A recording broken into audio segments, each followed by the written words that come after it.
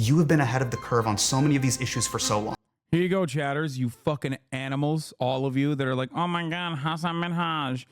Hasan Minaj talked to Bernie Sanders. Can you please watch the Hasan Minaj? Hasan Minaj. There you go, dude. Okay, here it is. Here it is, bro. Here, let's listen to what he had to say. Increasing the minimum wage, free tuition, LGBTQ rights. You've been talking about universal health care since Star Wars A New Hope was in theaters in 1978. Essentially, what you've been doing for the past 40 years is just doing what I do with my kids. Put on your shoes. Hey, put your shoes on. Stop. Put your shoes on. Put your shoes on. Please, for the love of God, put your shoes on. The health care is a right of all of its people. That health care is a right of all people. Health care is a right of all people. Health care is a right of all people. Health care is a right of all people. You've been saying put your shoes on for the past 40 years. Senator Sanders, do you ever feel like blowing your brains out? Occasionally. Because my daughter is in the first grade. She hasn't even gotten to the first grade. And Sounds like you feel like blowing your brains out. Daily, Senator Sanders. Don't do it. It's not the solution to the problem. Look. That was kind of funny, I'm not gonna lie. It was a good, strong start. He just straight up asked Bernie if he wants to kill himself, dude. That's insane. Anyway, let's get back to this. Ladies and gentlemen, Senator Bernie Sanders. Yeah. There's almost as many people in the room here as there were last night. Senator Sanders, do you need a little... Jane, how's my hair? Jane? Oh, you're on? How's yes. Yes, fine. All right. That's fine. You know there's a barbershop over there we could get you. No, we can get you. I'm not kidding. This is true love. This is real love. Mrs. Sanders, this is real love. Senator Bernie Sanders, thank you so much. My pleasure. I want to start by exposing a secret about you. I know this is going to be a little intense, but it's going to shock the conscience of the American public. Senator Sanders, how tall are you? 6 feet. Television makes you short and fat. And for some reason, no matter how I sit, I look fatter than I am. I'm not that fat, folks. You're not but fat. I am 6 feet. I'm not fat shaming you. But there is this notion that you're a short king, but you are a tall comrade. Now that we've gotten through the important stuff. All right. Let's get to it. Let's get to let's get to the real stuff. Yeah. As someone who has covered the DNC for a long time, I've been there. It's felt electric in a way that I haven't felt in a long time. But I'm also seeing Democratic Party leadership and solidarity like I've never seen before. There's no sneak dissing, there's no disorder, there's no infighting. Progressives and neoliberals arm in arm. Senator Sanders, we had yourself, AOC, and JB Pritzker, a billionaire, all on stage together. So my question to you is, are we witnessing the rise of a more unified Democratic Party, or is this a Donald J. Trump is an existential threat one-off? Well, it depends. I don't know that we know the answer to that. What I think we do know, which is clear, is that Donald Trump is the most dangerous candidate in perhaps the history of this country. And it's not only... Bro, there's no fucking... What are we talking about, dude? If there's a unified party on that front, then it's just done. It's lost. There is no fucking... You know? It's just... There is no more progressive wing of the party. We've completely capitulated to the center.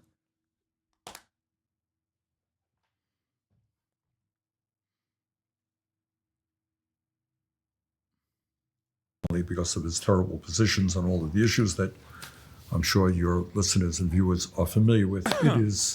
He is an authoritarian personality and will move this country in an authoritarian direction, the likes of which, I think it's hard to appreciate. So he's extremely dangerous.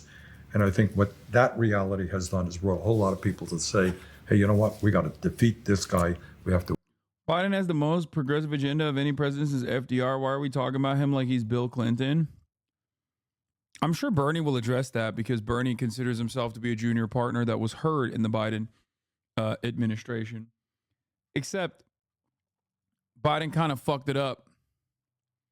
Biden is a progressive. Yes, Biden on labor was a more progressive administration than Barack Obama. Biden on labor on labor and labor alone, and in terms of how he communicated a lot of these like radical, progressive. You're digging, bro. Oh my God. Dude, I literally said I was not going to vote for him. What? Like, why do you think I have any reason to lie about this? I have said I was not going to vote for him. Oh my God, bro.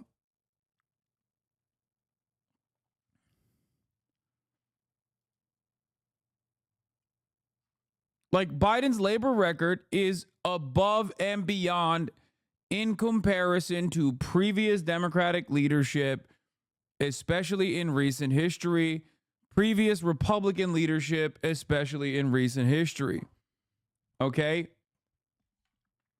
You said it 30 minutes ago, lol. Yeah, actually, I'm lying. I'm going to write his name in now. Now that I'm thinking about his record on labor, I'm going to write his name in. So Kamala is more progressive than Biden? Kamala is nothing. We don't know. All we have are her policies, which she surprisingly, at this point, confusingly, has none. So I don't know. It's funny because I've said that over and over again. I kept warning people. I was like, listen, 2019 is a different time. She, as a senator, said that, oh God, I was so careful from the jump too. You made striking if you're a rail worker illegal. Oh my God, every time, dude. There's no way that like every single time I talk about Biden's record on labor, there is like a new person who has not heard me speak on this a million times over. Like, that's crazy. RFK Jr. can still win if we vote for him. I agree.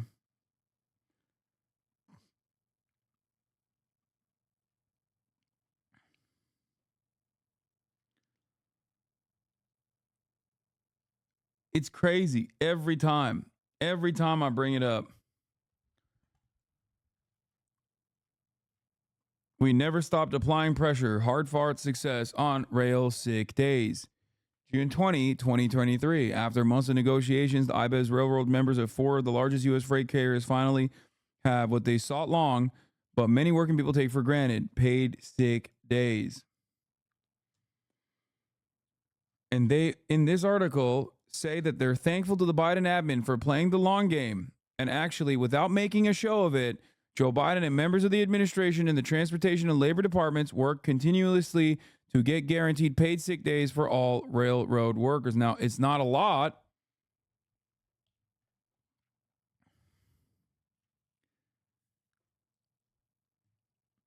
This is why shit like an arms embargo is so important to do immediately, by the way. Every day that passes another day where someone doesn't hear hear the reversal and walks right into the voting booth thinking Harris still doesn't support an arms embargo, even if she comes out in favor of it. Exactly. But I don't think people understand that. That's why I'm saying, like, you need to immediately hit this on partisan fucking lines. You need to immediately hit this on partisan lines.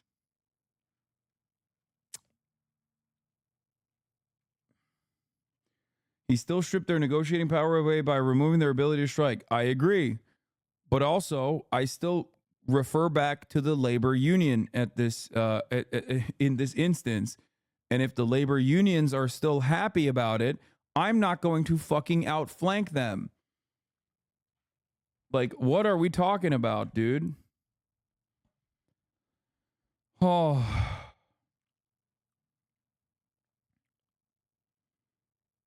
Do you understand?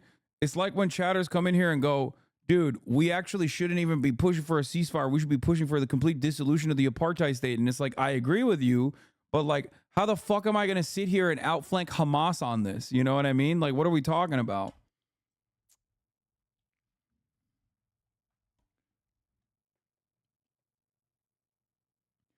Getting your demands met without striking is better than striking? No, that's not true.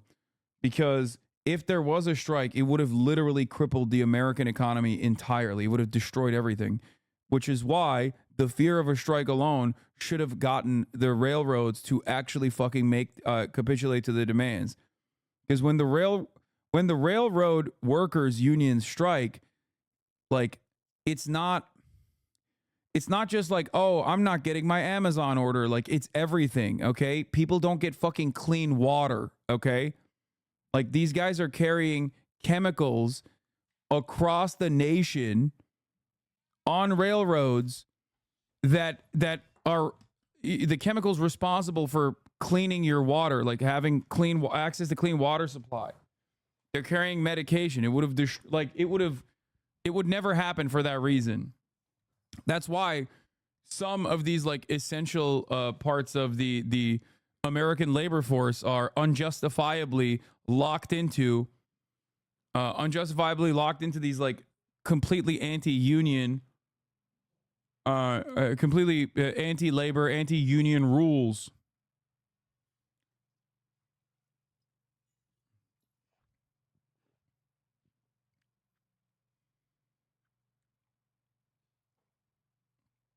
That's the chatter's point, though, which is organized labor uses strikes as an unfortunate last resort.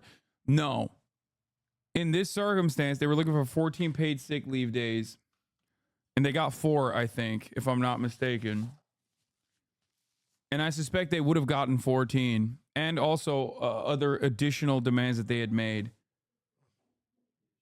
They will elect Kamala and Tim to the administration, and we go from there.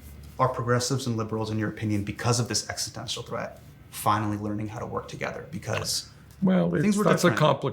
it's a complicated question. I think what you have is the idea of coalition politics is something that we're not familiar with in the United States. It exists in Europe all over the place. Mm-hmm. It did recently in France, as you may be familiar with. Right. There was a threat of a right-wing movement, Le Pen, similar to Trumpism, and the left, including moderates and center left and further left people came together and say, we can't allow this to happen in France. So right now we are united in an honest way to defeat Donald Trump, but do not minimize the differences that exist between progressives and corporate Democrats. In your speech at the convention, you said that you wanted a ceasefire in Gaza. We must end this horrific war in Gaza, bring home the hostages, and demand an immediate ceasefire.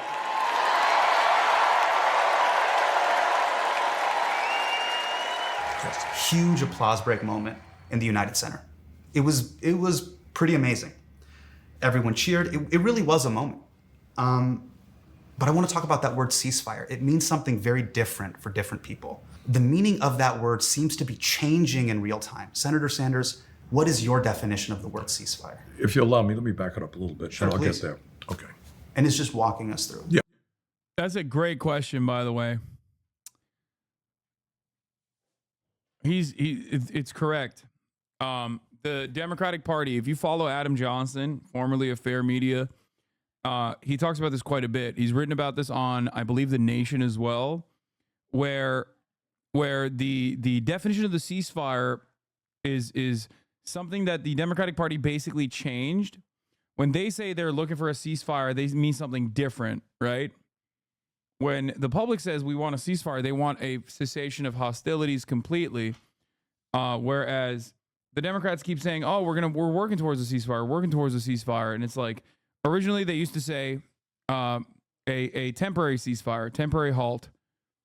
Then they started saying ceasefire, and then obviously the Israeli government's understanding of a ceasefire is very different than the Democratic Party's understanding of a ceasefire. They used to say humanitarian pause. Yeah, remember? Yeah. Okay. Let's go through with what happened.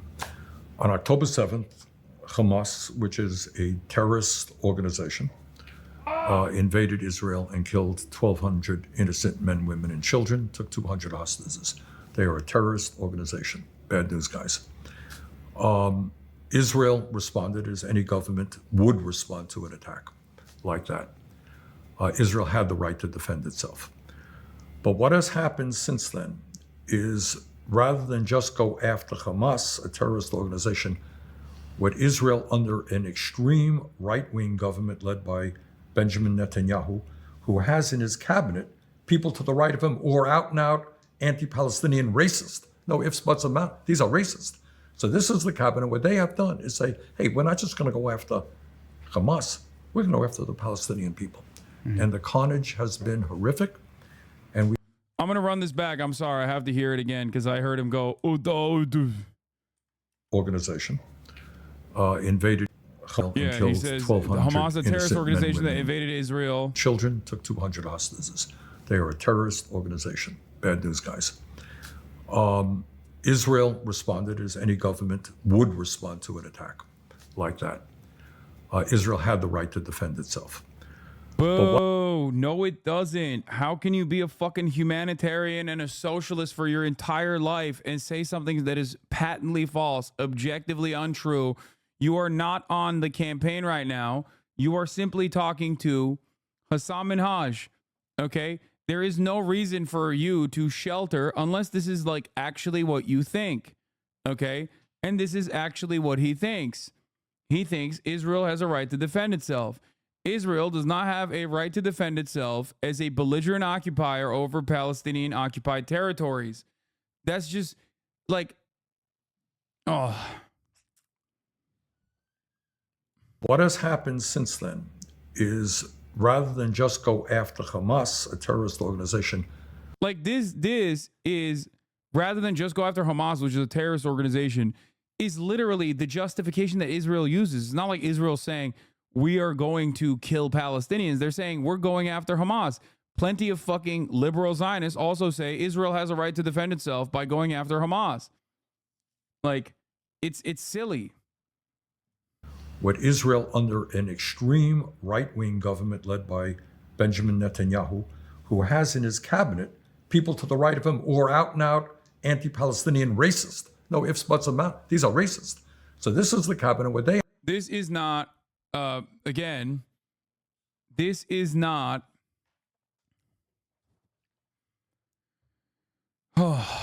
This is not unique to like Itamar Ben-Gvir, Benjamin Netanyahu, Bezalel Smotrich.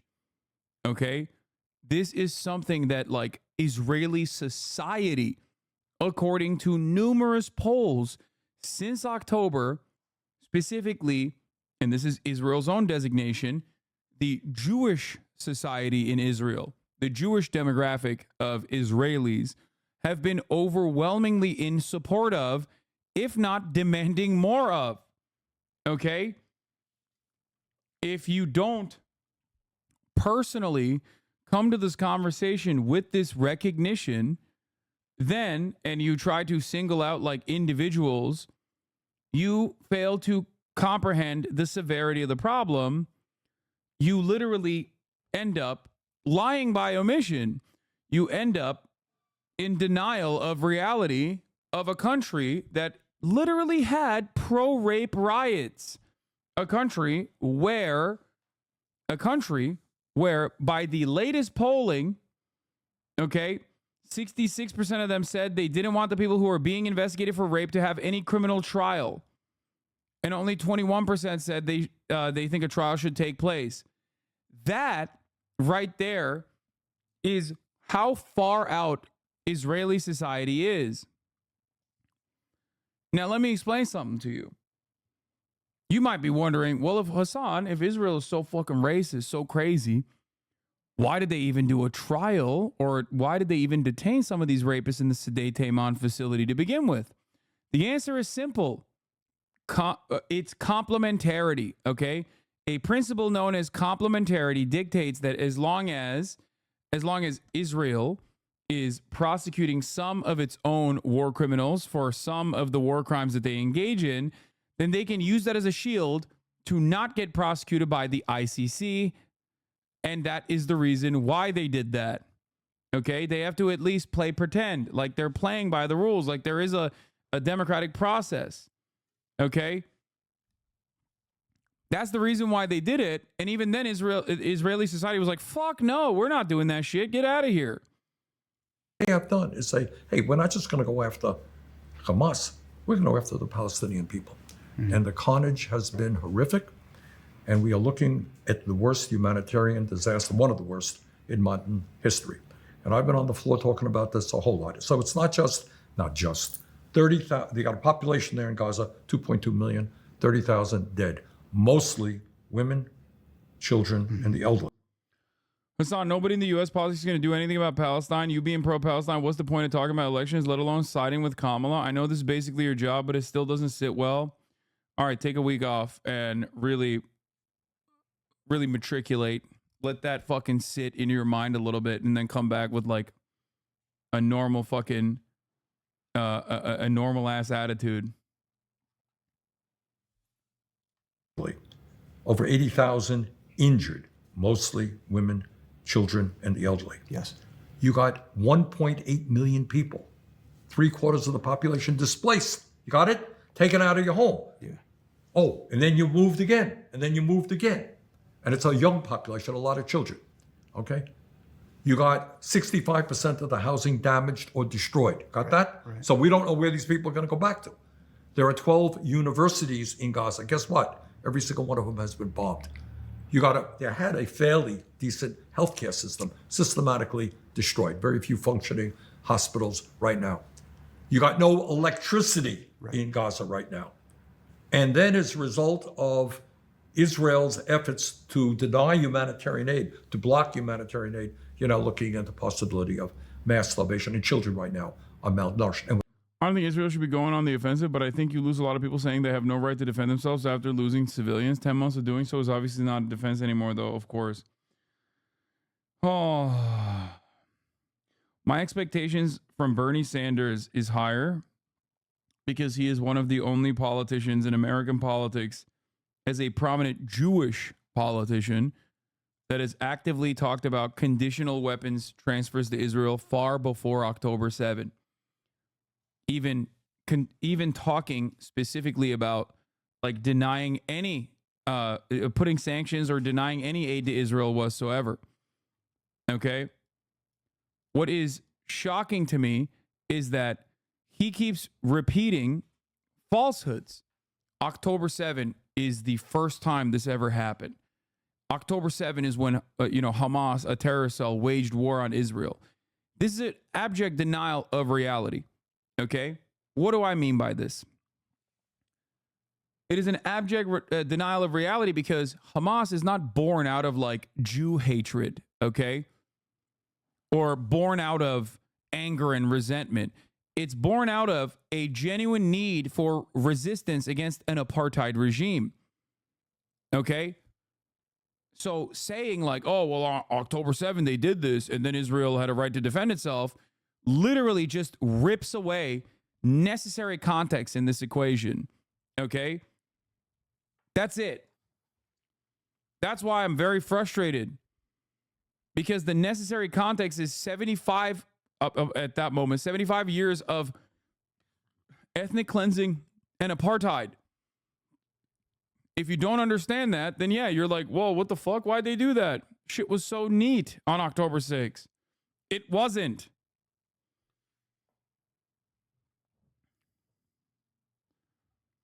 Okay? It wasn't. And I understand as a prominent politician, like what you can say and what you can't say. Okay? But there's a better way to not engage in any kind of fucking apartheid denial. Do you understand? Does not justify war crimes by either side. Man, shut up. I never said that, okay? You're just advocating against a position that I do not hold. Analysis does not mean justification. Shut the fuck up. But you have to come at it with a level of understanding that, like, yeah, obviously people are going to fucking resist against an apartheid. Like, what are you talking about? That's the problem here, okay? And while on October 7, there were Palestinian resistance groups that engaged in actions that can be accounted or that can amount to terror, okay? Like targeting civilians, killing civilians, okay? This kind of shit is understandably, it's what terrorism would be considered, okay? The reality of the matter is, by and large, these actions did not stem from anti-Semitism. That is the pro-Israel argument,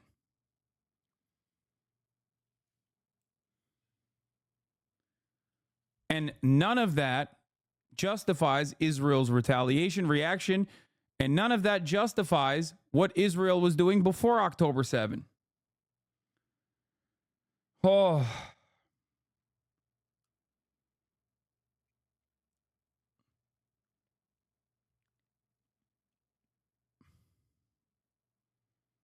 Being a resistance group has to do with your reason for existence, not purity of action. Yes. And by the way, post October 7, and I've openly stated this time and time again, consistently saying Hamas are terrorists, actually also, once again, works to favor Israel's actions. Okay. You're laundering Israeli propaganda because Hamas, as a violent resistance group, is currently in a defensive posture against a belligerent occupier. They have the right to kill IDF soldiers in Gaza. Okay. Israel, on the other hand, is in violation of international law when they're bombing Gaza. Do you understand? Same goes for the Jenin Brigade. The same principle applies if you want to look at it, not even from morality, but simply on international law, on the base of international law. They have a right to defend themselves. That's it. That's literally it. I know that this sounds ridiculous because, you know, we have this idea that like we are infallible beings of good in the world and our allies are doing the same thing, but that is not the reality. When you're a child, malnourished, that's permanent. I mean, you may not necessarily die. It'll impact your intellectual development and emotional development. So you got a horror show. Now, what bothers me, I would hope that bothers anybody. Of course. But what is even worse is a lot of this is being done with U.S. taxpayer dollars. So what I have insisted on from day one, and one of the few, is to say, you know what? Not another nickel to Netanyahu's extremist government to continue the war against the Palestinian people. Our new position must be simple and straightforward. Not another nickel for the Netanyahu. So what you're saying is the October 7 attack was an unjustified terrorist attack, but Israel, first of all, that's not what I'm saying at all. But Israel has no right to fight back, even if it's just one, specifically against Hamas, because they deserved it, but the Hamas attack is still unjustified. No. This is a very nuanced and nothing burger position. Did the U.S. have any right to fight Al-Qaeda after 9/11 then? In what capacity? Wait, what? You say yourself that America deserved 9/11? Wait, what are you? I can't tell if you're in agreement with me or if you think that you're disagreeing with me, but while you're simultaneously agreeing with me.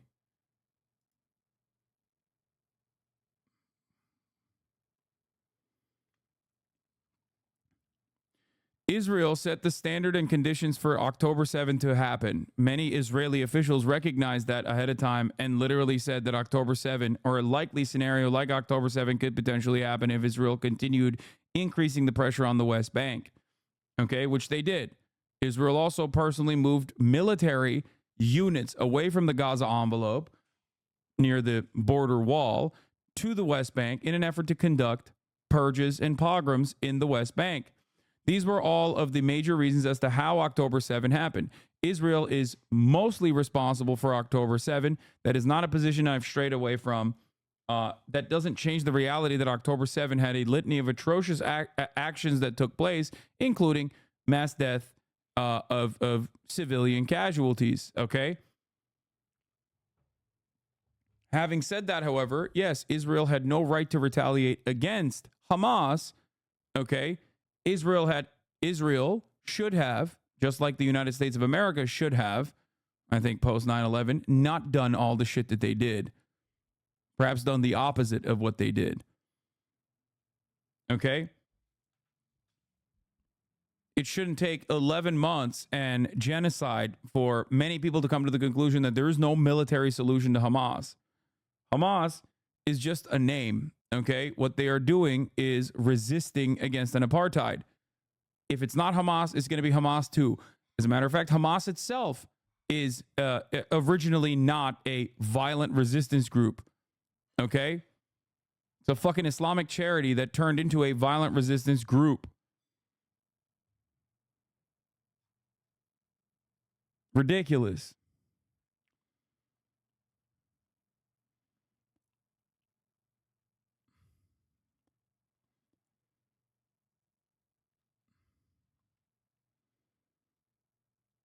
I usually agree with you, but I don't think doing nothing was an option either. No, doing something was dealing with Hamas politically, okay? They made their demands known immediately after October. After October 7, they wanted to do a transfer of hostages in Israeli prisons. They wanted a fucking port for Gaza so they could actually trade, and a bunch of other shit. That was the reason. That's what they demanded. They haven't really strayed away from those demands since October 7. Israel should have immediately gone to the table and been like, all right, let's do it. Let's do something. Let's deal with this a little bit better than the way that we are going to deal with it. Of course, that was never going to happen. That was never going to happen. Israel immediately started bombing, literally before they even rid Israel proper of any kind of resistance forces inside of their own boundaries. You're being idealistic if you think they would ever handle it that way. I'm not saying that that was going to be the likely scenario. I'm simply telling you what they should have done. What are you talking about? What kind of relitigation of events are we having here? You ask me what you think should have happened. I'm telling you what I think should have happened. Then you go, oh, they would never do that. I know that, dumbass. I know that because they didn't do that. And what they ended up doing was immediately start bombing Gaza before they even fucking purged their own, like before they even maintained security internally inside of Israel proper, they started bombing Gaza. They started bombing their own citizens in the kibbutzim.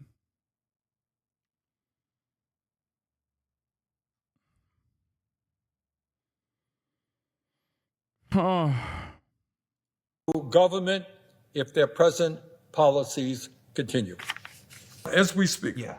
there's more military aid going to Netanyahu, and I'm going to do my best to block it. Do I think we'll win? No.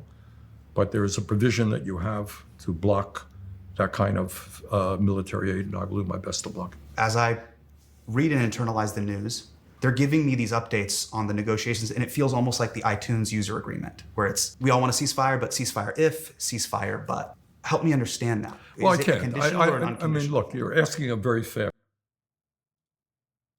Chad, did he game earlier? Because why the viewers so low? I had a fucking like 10, I had a 5-minute F, and it's Jover after that point. It's not because I fucking gamed. Shut up.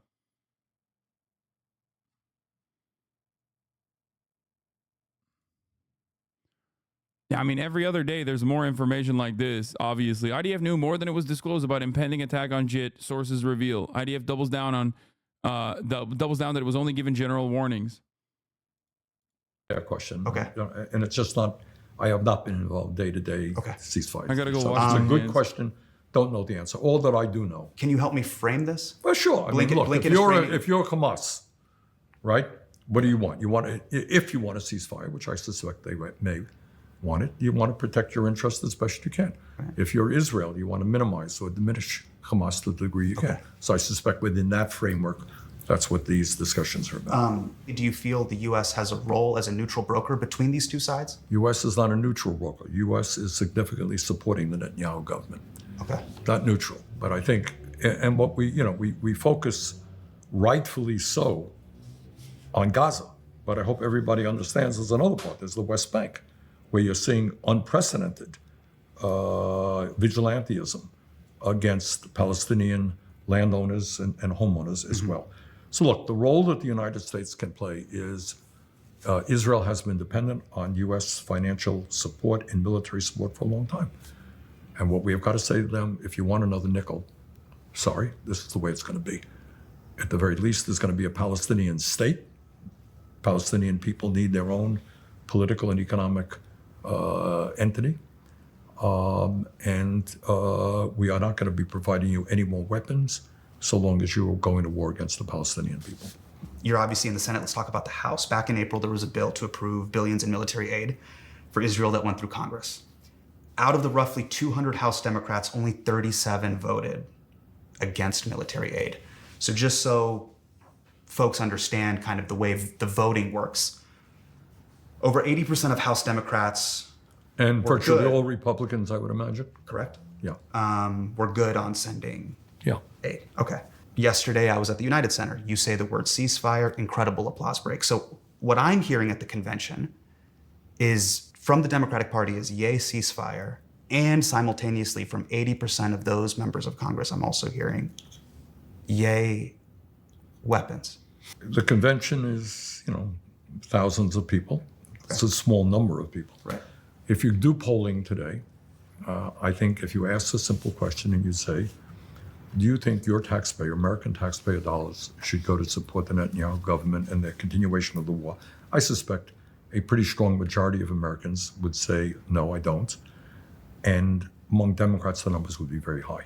So if your question is Congress, I think your question is, reflecting where the American people are at? Correct. The answer is no, they're not. Why is that? Well, it is the same answer that I would give you if you asked me, gee, how come every other major country on earth has health care as a human right and we don't? And polls show that the majority of the American people want health care as a human right. How come we don't tax billionaires? Here's a good question. What would the reaction been if the USA did nothing after 10/7? Even if we don't like it, Israel's a steadfast American ally. Can we literally just dish an ally like that? Wouldn't that be a horrible look? What was America supposed to do? I'm not calling for the continued support, but didn't they have to do something? Fuck no. On October 10, after meeting with Turkish Foreign Minister Hakan Fidan, Anthony Blinken literally called for restraint on Israel's actions, okay, in a tweet, and then immediately deleted it. They knew back then what the fuck Israel was going to do.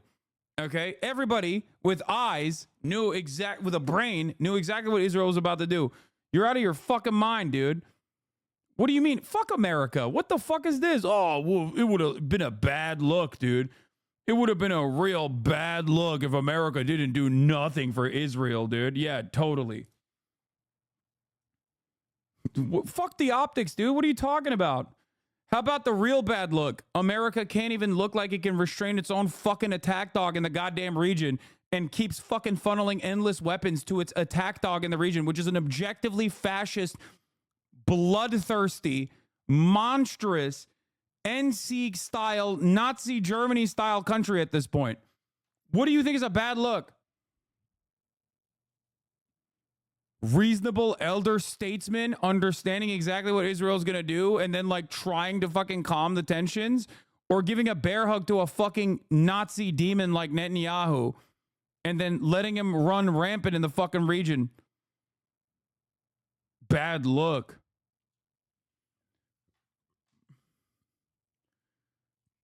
That's crazy.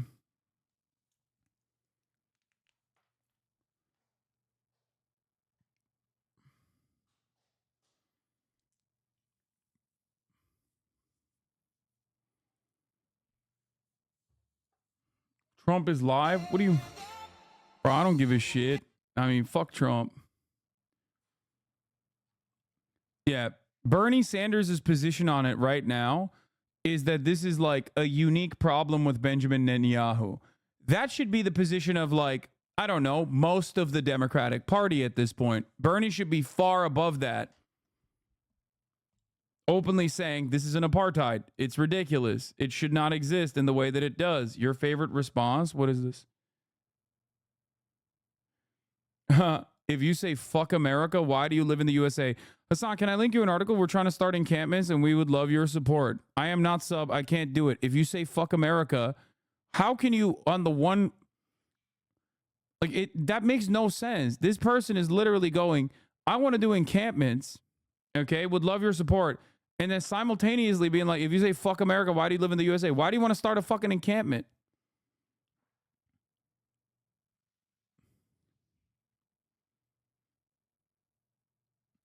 Bernie was saying the whole cabinet under Netanyahu was racist, not just Netanyahu himself. Oh.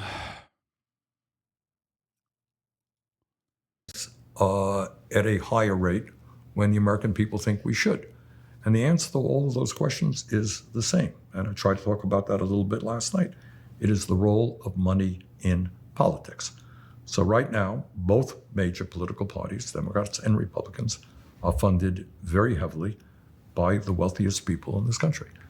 And if you were a billionaire and you wanted to start a super PAC, you could put hundreds of millions of dollars into campaigns to defeat people who opposed you and to support your friends who will support your agenda. 2 out of those 37 House members. Chad, I ran the 3-minute ad break when I was offline, like, or when I lost connection. Like, it was one of the things I did.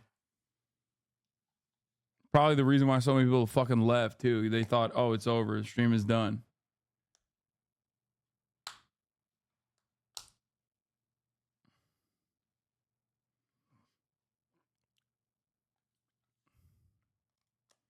That voted against the weapons bill were Jamal Bowman and Cori Bush. That's right.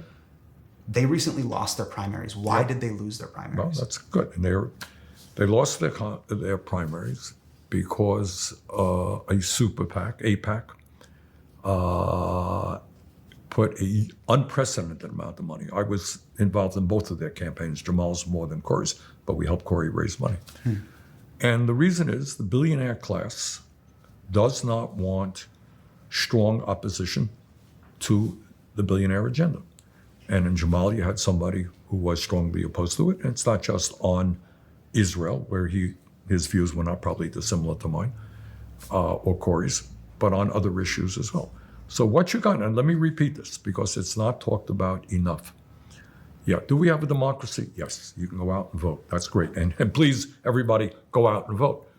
But what most of you cannot do is put hundreds of millions of dollars into a super PAC to elect candidates you want or defeat candidates you don't like. So there's a super PAC out there. They went after Jamal in an unprecedented way, defeated him. Went after Cori, defeated her. And that is the power of money in politics. And that is why it is absolutely imperative that we get rid of this disastrous Supreme Court decision on Citizens United and move to public funding of elections. Right. This is just money. Look, it is not complicated. If you are, this gentleman over here, probably not, you're a billionaire, and you didn't like Bernie Sanders, or you don't like Cori Bush, you don't like Jamal Bowman, you can start a super PAC, Friends of America, call it whatever you want. You could take out a check, put $500 million into that check, get a few of your friends to contribute, and you go after them, put ads on TV. That's legal. That's what Citizens United allows us to do. Nothing conspiratorial about it. That is the reality of American politics. I think Bernie's awareness of DMFI's fuckery, Democratic Majority for Israel, chatter, for those of you who don't know, and steady support of Israel shows that this really is deeply ideological and not a political strategy. Yeah, I think so. I think there's definitely ideology at play here for a lot of people. I think it's just social conditioning for a lot of people. I think there's a generational difference for a lot of people. I think for Bernie Sanders, it's as close as you're going to get to like a radical position for his demographic. I mean, that's not entirely true. I mean, obviously there's people who are far, far more aggressive in their and far more reasonable, I would say. Aggressive, but also reasonable in terms of their criticism of Israel. Noam Chomsky comes to mind. Obviously, Norm Finkelstein comes to mind. Yeah, Gabor Mate, Jeremy Corbyn, Ilan Pape. There are plenty of people who have arrived at the correct position. But ultimately, I do sometimes think that Bernie Sanders has somewhat of an emotional investment. He has no problem with Israel as a state, but he hates the role it plays in American politics as he does with any moneyed special interest. Fair to say. I think that is no, I think he has a problem with Israel as a state. I don't think he has a problem. Saying that he has no problem with Israel as a state is false. I think he wants Israel to be a more tolerant state, a state that will like I don't think he has a. I've never heard him, for example, say Israel has to be a Jewish ethnic majority state. You know what I mean? Like I think that as a Jewish American who is a socialist, a lifelong socialist, I think he believes in two secular states, right? Which is naive at this point. Not even naive, but I think basically a denial of reality. Like he believes in this like utopian Israel that has never existed and will never exist. And I think that's where ideology comes into play. Does that make sense?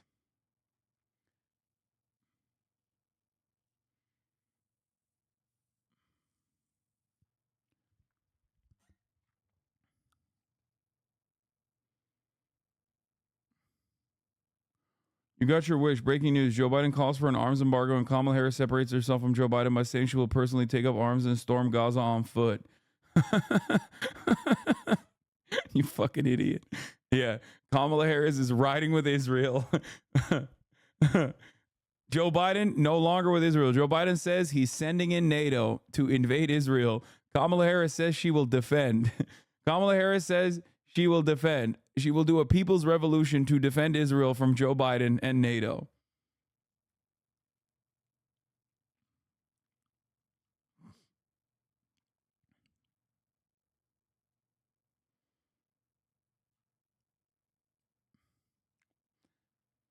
He's kind of obsessed with the early labor socialist propaganda of Zionist Israel, like the kibbutzim, the Soviet art, the worker union. He just misses the whole point where Israel isn't real.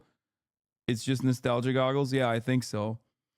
Like, that's where the ideological division comes into mind, I think. Maybe Bernie's like my 19-year-old brother who's been to Israel 3 times now and identifies as a labor Zionist. That's so funny. Like, it makes sense for Bernie to have that position. Your 19-year-old brother should not have that position. That's like 3 total people in Israel, dude. Like, Bernie's generation is the last time such an ideology existed. You know that, right? How the fuck does a 19-year-old arrive at that conclusion? Like, it is an ancient ideology at this point. Labor Zionism is the most dead.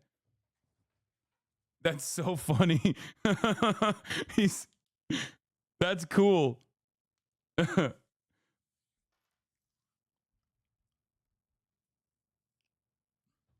I've tried to explain it to him and he's too history nerd pilled. Okay, but like, does he not realize?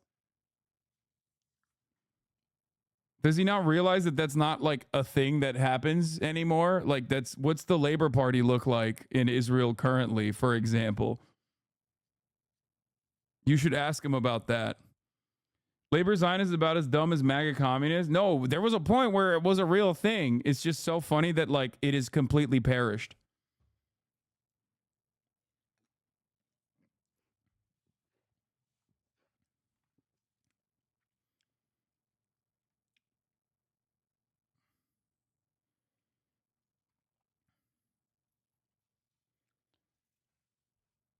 Anyway, the one guy you interviewed is one, but yeah, which guy? No. The people that I interviewed are not labor Zionists, they're anti-Zionists. Ofer Kasif is not a labor Zionist. He is what? He's literally an anti. No, Ofer Kasif is not a labor Zionist, chat. What the fuck? He's a communist and an anti-Zionist. What are you talking about? He literally said, Zionism, he said anti-Zionism is the moral position. Anti-Semitism is a crime. Anti-Zionism is morality.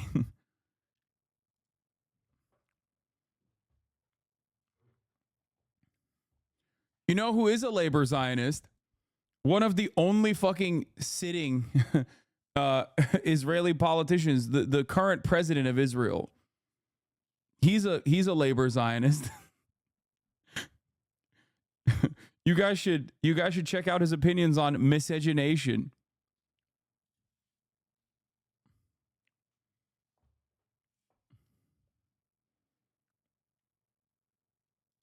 That's going on in both political parties. Check out the amount of money that billionaires are now contributing both to the.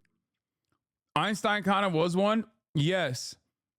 Except at that time, even at that time, with the rose-tinted glasses that many labor Zionists were looking at Israel as a nation-state project, Einstein was one of the few people immediately who was like, "Oh, this shit is fascist, bro. Don't do this." He literally said, "Don't do this. This is some straightforward fascism."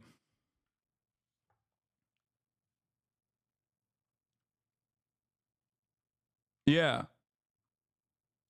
Republican Party and the Democratic Party. And that will answer your question, I think, not only about the war in Gaza, it's why we don't have health care as a human right, why we have massive income and wealth inequality, why we have a corrupt tax system, why we are not able to send our kids to college and make it affordable, et cetera, et cetera. It's money.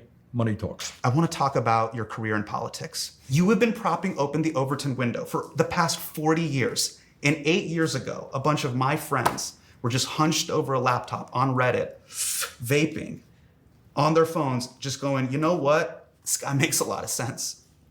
Does it ever get exhausting seeing how slow it takes for the electorate to eventually catch up to ideas that feel so basic?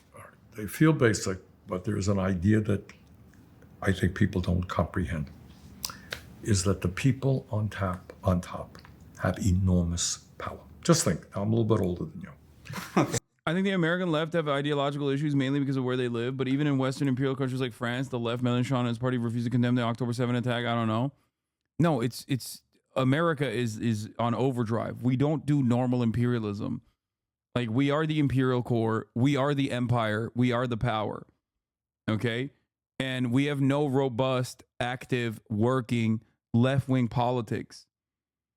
Okay? We don't have any real left politics in this country. That's not a thing. I'm crying. What is labor Zionism, please? It's one of the many ways in which early Zionists tried to fucking package Israel, the Israeli project, as like a socialist project, okay?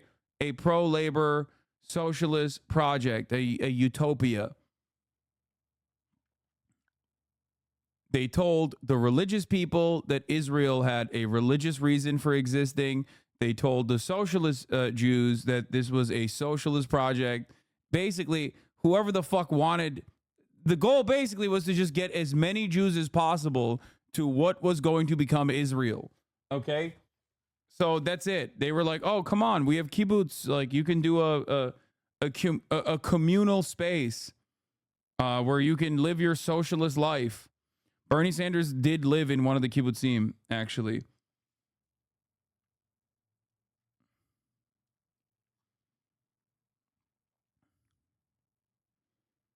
The USSR early on was also pro-Israel too.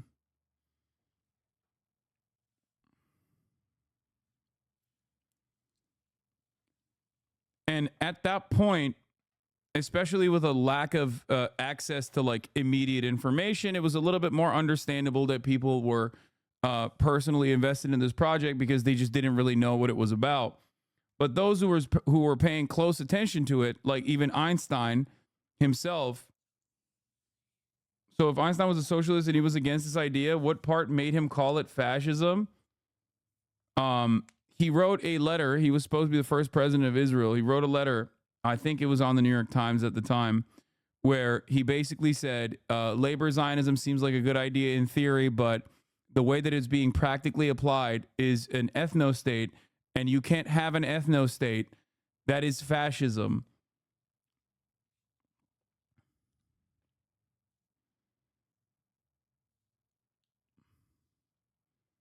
He was right. That's why it's funny, like when you think about it with today's lens, Einstein would be considered an anti-Zionist.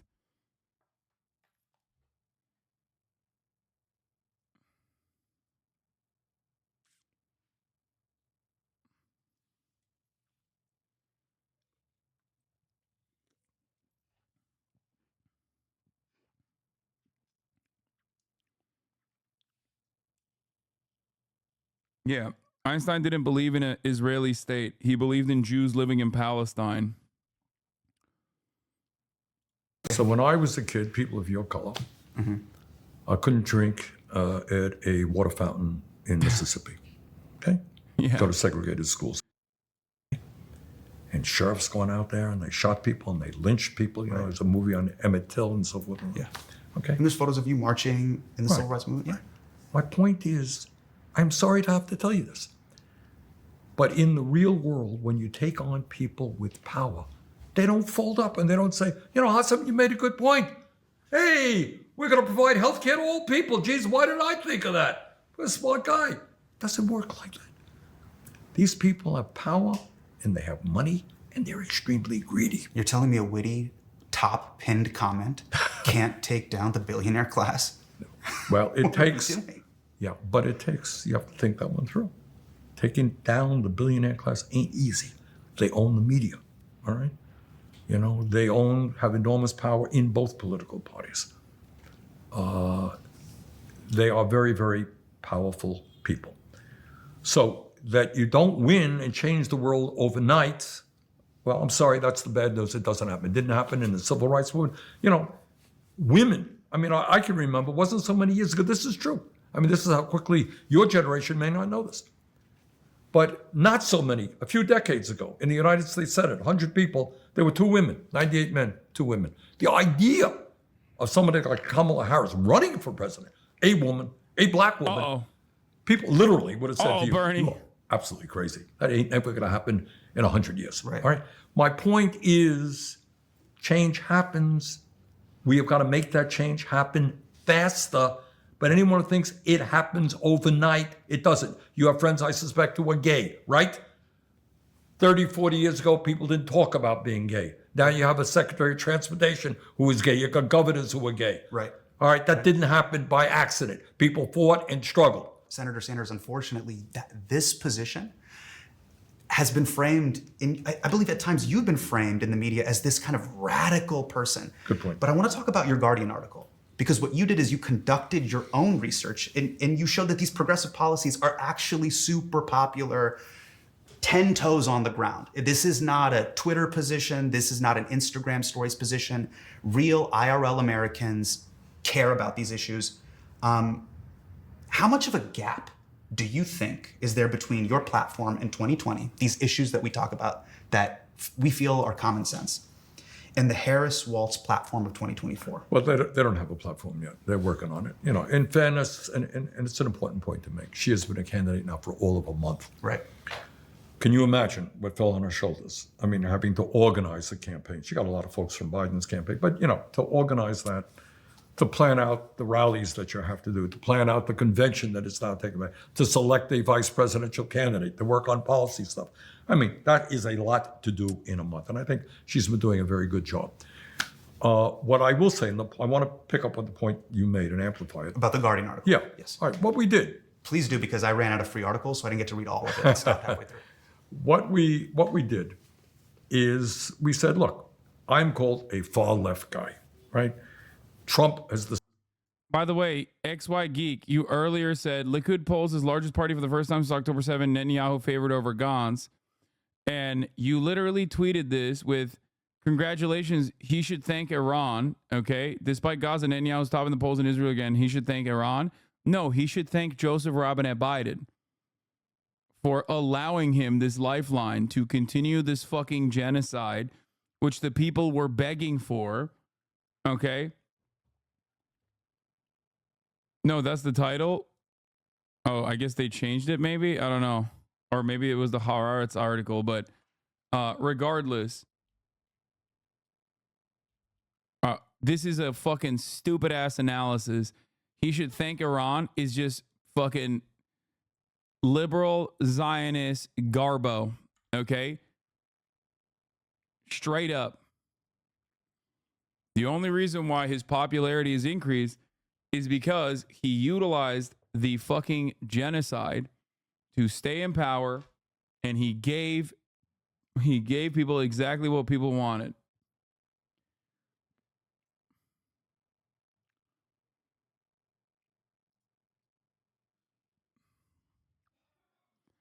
You should be thanking Biden. decided that Kamala Harris is a communist. I mean, totally insane. So we asked the American people a lot of simple questions about some of the major issues facing this country, Republicans, Democrats, Independents. So we said, do you think that the wealthy and large corporations should pay more in taxes? Shock of all shocks, over 70% of the American people said yes, including a majority of Republicans. Should we be surprised? No. No. All right. Yeah, of course. Question: should we raise Social Security benefits by lifting the cap on taxable income and extend life by 75 years? In other words, asking the wealthy to contribute more into Social Security. Over 70% of the people said yes. Should we raise the minimum wage to a living wage? American people overwhelmingly said yes. Should we expand Medicare? Right now, Medicare is a good program. It doesn't cover dental, hearing, and vision. Should we expand it? Over 70%. In all these instances, a majority of Republicans. So your question, I think, is, if the American people feel that way, why, A, haven't we done it? Why aren't people? Yeah, why haven't they been implemented? And the answer, the answer gets back to what I said a moment ago. It's money. The insurance companies don't like the idea. The rich don't like the idea of paying more in taxes. The insurance companies don't like the idea of expanding Medicare. Is there a realistic path for my generation to remove money from politics? Is this something? Goddamn right there is. You think so? Yeah. I'm I mean, what 38. you got to do. Hopefully I have a long way to go. All right. The answer is, of course, there is. Money has always played a role in politics, but it was greatly accentuated by this disastrous Citizens United Supreme Court decision. So we need legislation to get rid of Citizens United and to move to public funding of elections. If you do that, there will no more be super PACs. Billionaires will not be able to play the role they're playing right now. And again, not a radical idea. Mm-hmm. This exists in many other countries around the world. I hope we do change it, and I hope we do remove money from politics, because we still don't have Medicare for all. Minimum wage is still at $7.15, which is crazy. When I worked at Safeway in 2003 in Davis, California, I think I was $7.25, and we are still paying other countries to bomb civilians. I want to ask you about your legacy and what you represent in American politics. Do you ever feel like you failed because these things haven't happened? No. Or do you feel like a success because these things are now part of the regular conversation? Well, I'm sure you're familiar with people like Pramila Jayapal and Alexandria Ocasio-Cortez and Maxwell Frost and many others. Look, what is, again, an untold story in the Congress right now, and I just saw Pramila this morning, actually, is there are almost 100 members of the Progressive Caucus, and a significant number of them are young, often women, people of color. That's a revolution. Never, ever, ever have you had more progressives who are fighting to transform this country in profound ways. Never before have there been that many in the House of Representatives. That isn't true in the Senate. We don't have that in the Senate. But in the House, that exists. And I'm proud that my two campaigns have gotten a lot of people to say, you know what, I think I can run. What Bernie is saying makes sense to me. That's an agenda that I think I'm going to run for office. Not only for— And how powerful is that? Oh, my goodness. How much can Congress change the fate of the country and the way money is moved through the country? They can pass legislation which gets money out of politics. That's what I'm saying. You can pass legislation. Super PACs are not biblical. They're not inherent. You can get rid of them tomorrow if you had the legislation to do it, and that's what we've got to do. I have so many friends that were Bernie or bust. And when you didn't win in 2016 or 2020, they bust. They checked out of politics, and then they hard pivoted into Bitcoins. Wow, really? Then they pivoted into ketamine and Zyn. Let's see where that goes. But they are despondent. Jokes aside, they're despondent, Senator Sanders. Where does that leave your supporters that saw so much hope in the values you were espousing? And what do you say to my friends who now feel like you may be falling in line a little bit too much with the corporate Democratic establishment? Well, look, at this particular moment in history, and perhaps in any moment in history, despair is not an option. To say, well, I supported Bernie, he didn't win, I'm going into Bitcoin. Sorry, not good enough. All right. That's going to be your most controversial statement of this whole interview. All right. There is a reality out there. And the reality is that Donald Trump is not only an authoritarian person, he is a xenophobe. He tries to divide us up by the color of our skin or where we were born. You're familiar with the Muslim ban, to say the least, and so forth and so on. So I think, not to mention a dozen other issues. So I think if you are a human being who wants to live in a sane and decent society, who is concerned about your kids, you know what? Sorry, you don't have a right to check out. That's a privilege you don't have. It's a massive Wukong update. You might want to get that started in the background. It's probably fixing that glitch. But it's not showing for me.